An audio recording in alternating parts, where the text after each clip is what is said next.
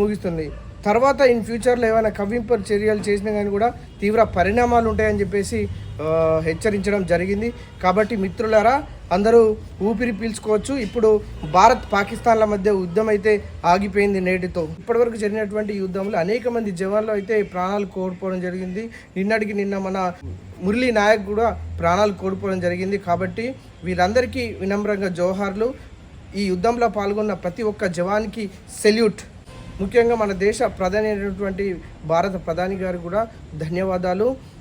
ఇంకా అతి ముఖ్యంగా మనం చెప్పాల్సినటువంటి విషయం ఏంటంటే, అమెరికా అధ్యక్షుడు ట్రంప్ గారికి కూడా చాలా ధన్యవాదాలు. ఇరు దేశాల మధ్య మంచి ఒప్పందాన్ని గురించి ఇంత శాంతి చర్చలతో ఇరు దేశాల మధ్య యుద్ధాన్ని ఆపినటువంటి ట్రంప్ గారికి కూడా ప్రత్యేక ధన్యవాదాలు. మిత్రులారా, అందరూ ఊపిరి పీల్చుకోవచ్చు. ఇప్పుడు భారత్ పాకిస్తాన్ల మధ్య యుద్ధం అయితే ఆగిపోయింది నేటితో. Thank you for watching. మరిన్ని వీడియోస్తో మళ్ళీ మీ ముందుకు వస్తా. Thank you for watching. నేను మీ బొమ్మిన రాజ్ కుమార్.